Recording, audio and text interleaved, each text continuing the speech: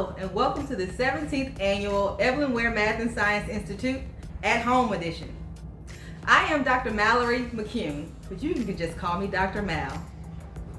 I am so happy to have you all join in your homes, staying safe, but yet still interested in the sciences. As you know, every year we put on the Evelyn Ware Math and Science Institute, and it's normally in person. Due to COVID-19, we weren't able to have large gatherings, so we decided to have this virtual event so that you can stay safe in your homes, but also learn about cool and exciting and very educational science concepts. So today we'll learn all about different aspects of STEM. What is STEM? It's science, technology, engineering, and mathematics. And you should have gotten a kit in the mail. Discovery Mind Blown Science Kit. It will contain 5 different test tubes that represent the 5 different experiments that we'll be showing you all how to do today. Via these demonstrations, we hope that you can join along with family and with friends. We welcome you all, and we hope that you can have a great time. The mission of the Evelyn Ware Math and Science Institute is to provide educational enrichment throughout local Houston communities. So we're happy that you're here, and we hope that you can get excited about science. I'll tell you a little backstory about myself. When I was 13 years old, I went to an engineering camp for women, and I learned all about the different types of engineering. And by the end of that summer camp, I realized that that's exactly what I wanted to do. I wanted to be a chemical engineer. And here I am, many years later, with a PhD in chemical engineering, and I'm working for ExxonMobil Chemical Company in the Polymers Technology Division. I really love what I do, and I hope that I can share some of what I do working with polymers with you, because many of these experiments in the science kit, it contains polymers. You're probably asking yourself, well, what is polymers? Polymers is a Greek word that comes from polis, which means many, and meris, which means parts. So many parts coming together. So you can imagine it as many small molecules coming together to form one large molecule. So we'll talk more about polymers in our first experiment. But I hope that you enjoyed the time with us today.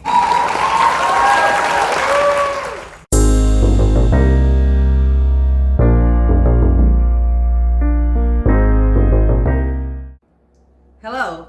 Now I'm about to introduce my lovely assistants for this experiment. We have Marhaley and Alyssa.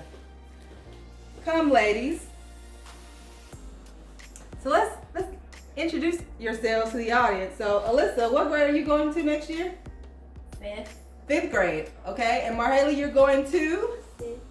6th grade. So here we are with 2 lovely ladies going to the 5th and 6th grade next year who are, well actually let me see if you're interested in science. Do you like math and science, Alyssa?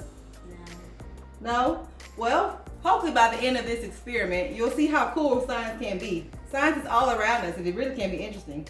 And for those of you at home, whether you are into science or whether you're not, hopefully by the end of today, you'll have a newfound interest in science, technology, engineering, mathematics, all those things. Marhaley, what about you? Do you like math and science? I like science. You like science. So there you have it. Maybe by the end of today, you'll also love it a bit more. So let's get started.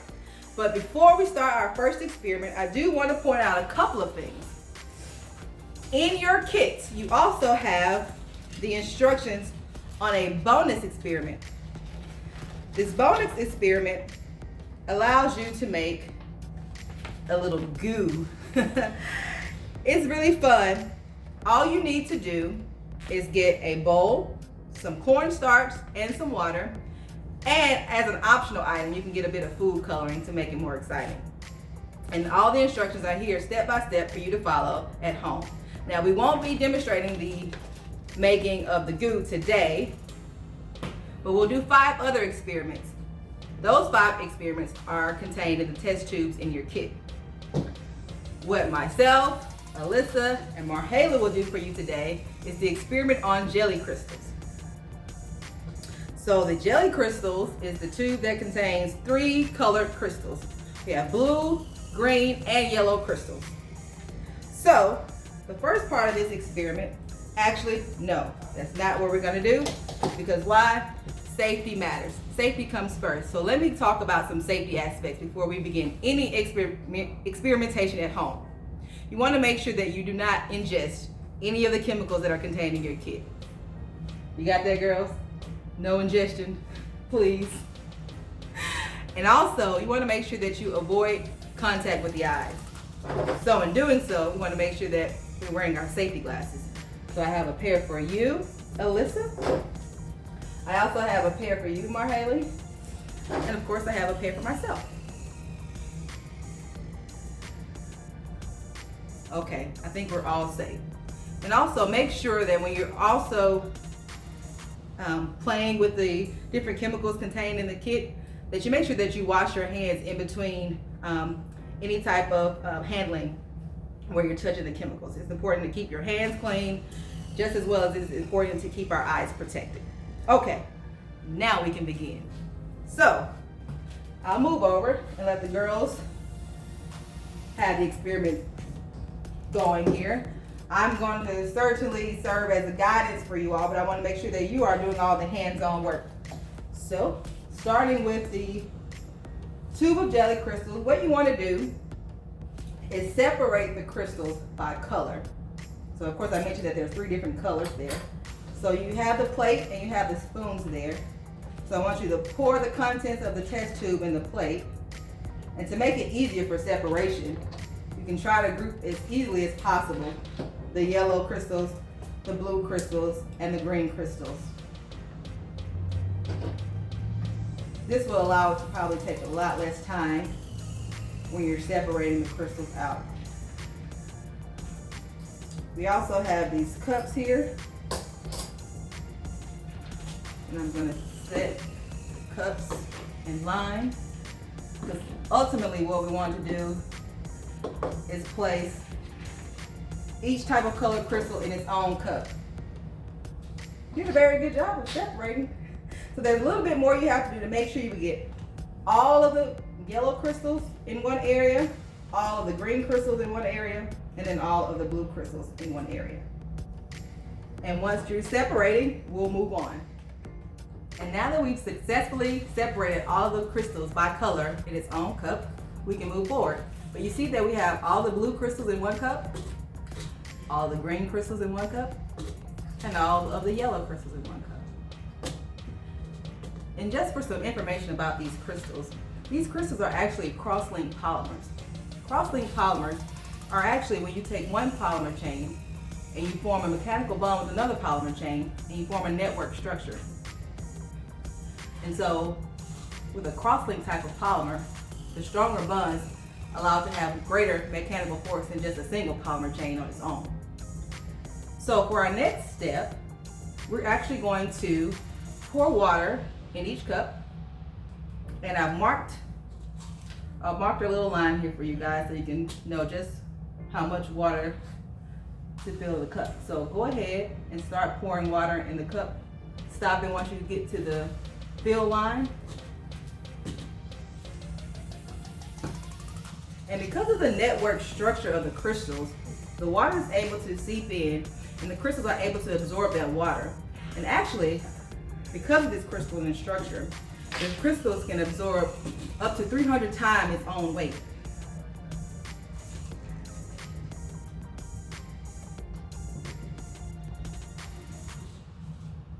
So now what's going on is the water is actually seeping through the crystalline structure here. Okay, that's enough. We've done that. So what's going to happen is we're going to allow the crystals to soak here overnight in the water. And as I mentioned, the crystal is basically going to absorb all of this water. And the color of the crystals is basically locked into the structure. That's what happens with this kind of cross-linked network that the crystalline structure has. The water is able to seep in, and as it dries, you'll also be able to notice the difference. So, for those of you that are at home, once you've placed water in all of your 3 cups, just leave it there to soak overnight. You may be asking yourself, well, how many hours does it have to sit? If it sits there at least 12 hours, I would say that's fine. Anywhere from 12 to 24 hours is a good enough period. And once you're done, we'll move on. So at this point, the crystals have only been in the water for maybe just a couple of hours. But I did want to point out to you just what's going to actually be taking place. Because as I mentioned to you, the crystals are absorbing this water. And so the swelling mechanism is taking place now. So if you pay attention, we're going to pan a little bit closer inside of the cups so that you can see the crystals actually starting to expand and become jelly-like inside of the water. Okay, so it has now been 12 hours later. The girls are tired. They really wanted to show you what we have observed so far at the 12-hour mark, which I think is pretty interesting, right, girls? So what you see here, you pan in a little closer on the cup. This is the blue crystals. Not really crystals anymore, huh? More like jellies. So the crystals were able to absorb all that water, and as you can see too, the color has now faded. So with the absorbing of the water and swelling, we actually see the color actually flowing out of the crystals, and that's what took place over time. And so the bright green, bright yellow, and bright blue crystals that we once saw are now very faint colored jellies. The girls have been playing with it, stirring. You want to continue to stir? Yes, I do. How do they feel? Slimy. They Slimy. feel wet. Feel wet. So that's still some of the moisture from all the water that is absorbed inside of the crystals, right? So what we want to do now is we actually want to we'll start with blue, then yellow, and then the green, just as it was before. We're going to actually take... The yellow was on top. No, the yellow is in the middle. We'll keep it consistent. We'll put blue, yellow, and then green. So we'll fill the two back up with we have the markers here again. We have the fill line. So we'll make it equivalent shares of each of the colored jellies here. So let's start with the blue. Fill that up to the line.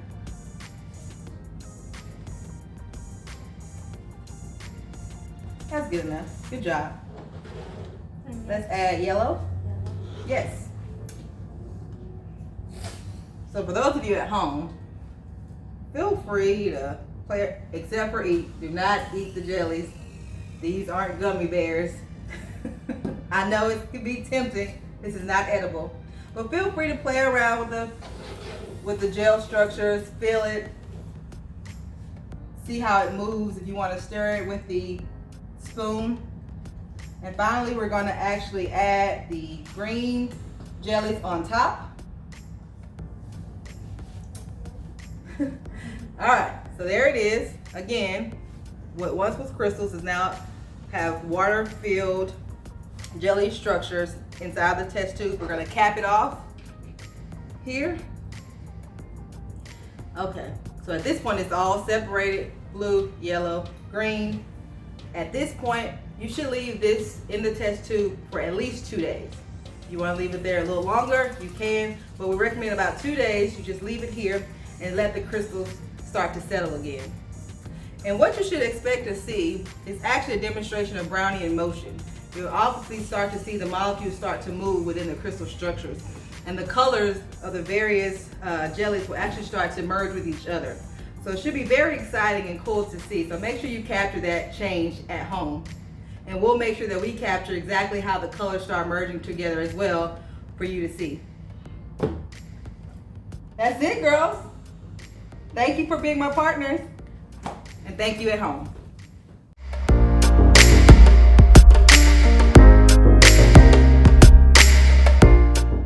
I'm Velma, and this is my son, Joseph. and we're here today to do the disappearing ink experiment.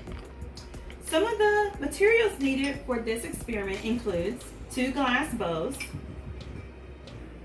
the disappearing paper, 2 paint brushes with tips at the top, cotton swabs, a slice of paper, the disappearing ink, and a squirt of lemon juice. So the first thing you're going to do is you're going to remove the top from the disappearing ink.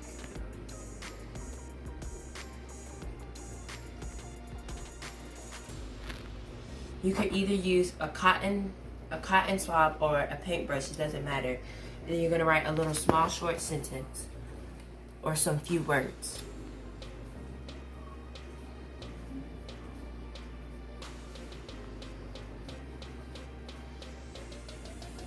As he's writing his message, you can see that the disappearing ink is really working.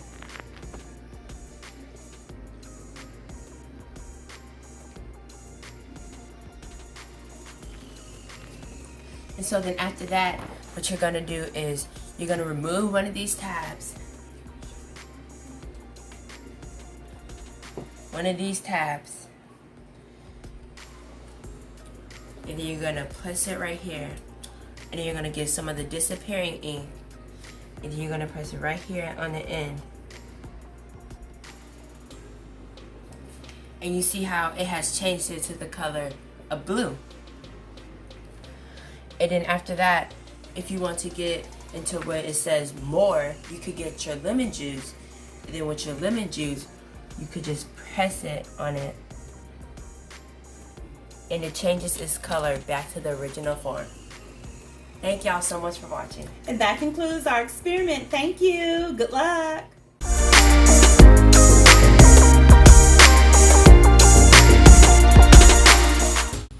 Hi, my name's Tara, and I'm going to be taking you on the strong bubble solution experiment. So first, you'll pick out your experiment here. There should be a tube full of bubble solution in it with a bubble wand. So you'll dip your wand in the solution, make sure you have enough, and then you're going to blow your bubbles in the air. So the bubbles will harden eventually and change colors, and they won't pop. So what's going on here is the bubble solution is sodium lauryl sulfate, a safe water soluble polymer that is used in everything from shampoo to toothpaste because it creates foam. There's a second polymer called PVA, and it can be found in everything from eye drops and contact lens solution to white glue and paints. It is a very water soluble, meaning that it dissolves in water. As the water in the bubble evaporates, it leaves the PVA behind, and the polymer forms a skin that doesn't pop. So hopefully you're able to see that your bubbles didn't pop in this experiment. Thank you.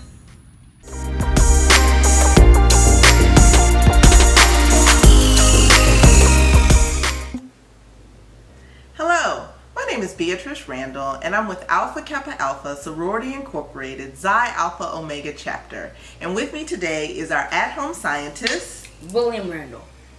and today as part of our Evelyn Ware Math and Science Institute, we will be conducting the Discovery Mind-Blown Experiment, Super Ball! Okay, William, what materials do we need to get started? Well, first we will need a bowl of water. Then we will need our Super Ball powder. Finally, you will need your Super Ball mold. Okay, well, it looks like we have all of our materials. What's the first step? Well, the first step is fill a bowl or cup with 2 to 3 inches of water and set it aside. Check. Make sure that the Super Ball mold is snapped together securely. Check. And please open the bag of Super Ball powder. Just open it up. Just grab our powders. And open it up. And so now what do we do? Well, you'll slowly pour the powder into the mold. Be careful not to breathe any of the dust. While pouring, tap the mold gently to help the powder settle and to prevent air pockets. Okay.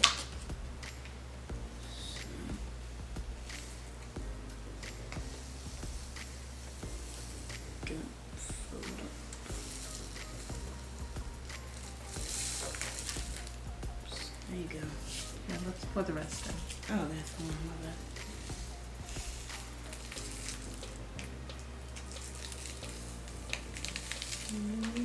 One stick.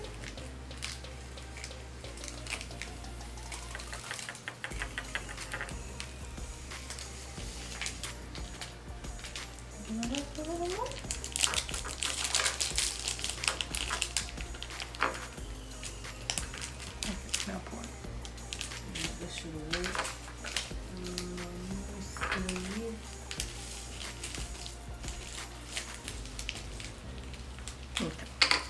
That's all you got. Okay, now what's next? Now next, we will dip the mold into the water with the opening facing up. Allow it to sit for at least 15 seconds. Okay, let's get our timer together. You know, why did the man throw his clock out of his window? William, why did the man throw his clock out of the window? I think it was so he could see time fly. Okay, well, it looks like our 15 seconds is up. Okay, so now what? Okay, now remove the mold from the water and allow it to sit for at least 2 minutes. Okay, let's set our timer for 2 minutes. And while we're waiting, what do you think about hearing about some fascinating facts? Sounds awesome. Okay. You're never too young to discover a fortune. An 18-year-old named William Henry Perkin, that's your name, was tinkering in his chemistry lab at home trying to come up with a cheaper way to make quinine, a malaria-busting medicine. His efforts were unsuccessful, but the results had a vibrant purple color. Eureka! Perkins discovered the first synthetic dye, Malvine, which became rich and was even knighted for his work with dyes. Isn't that fascinating? Very. Well, looks like we have a little more time to kill. All right. Let's see what we will do next. We have about a minute left. And there's a lot of awesome other experiments in our little kit that we can conduct on our own. Like the goo worms or the jelly crystals. Even the strong soap bubbles. Those all sound fascinating. Very. We have about 30 more seconds, and then how do you think this experiment's going to turn out? Amazing. Really? Yes. Awesome. I'm excited. I'm excited. Oh, almost. It's almost time. Do you think it's gonna work? I think it's gonna bounce pretty high. Really? Okay, well, let's see. Uh-oh. 5 seconds. 5, 4, 3, 2, 1. Okay, now what do we do? Okay. Carefully, remove the mold from the water and allow it. Oh my goodness. Carefully open the mold and remove the ball. It will be sticky at first until it dries. Okay.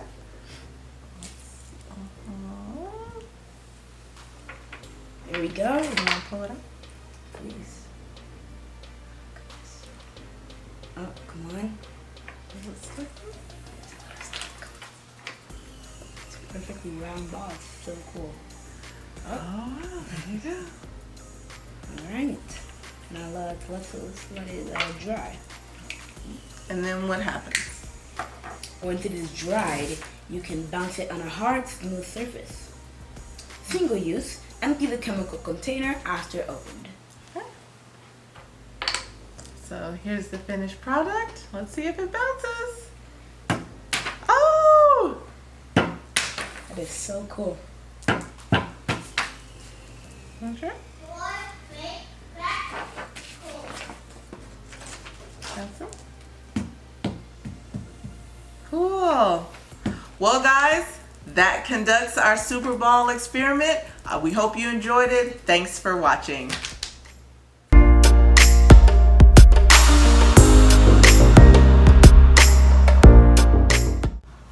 Hello, Evelyn Ware Math and Science at Home. My name is Dr. Rhonda, and I have here with me my co-investigator, Kira. and we're going to show you how to make goo worms. The worm goo is sodium alginate, which is derived from brown seaweed. It is used in paper making, pharmaceuticals, dentistry, and even ice cream and cosmetics.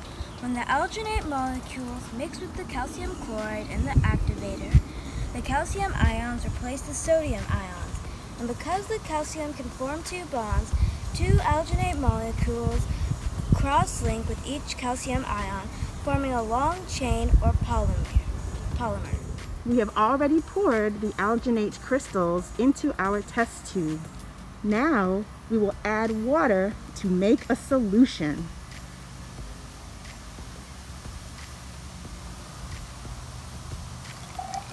Now that our top has been secured, we are agitating or shaking the crystals in solution until they are completely dissolved. Go co-investigator, go co-investigator. Now we are adding the activator to the goo worms.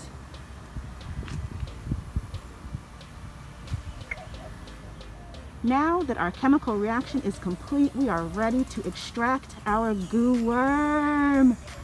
Oh my goodness! Look at that. I make goo worms. I'm a polymer scientist. I did it, and so can you.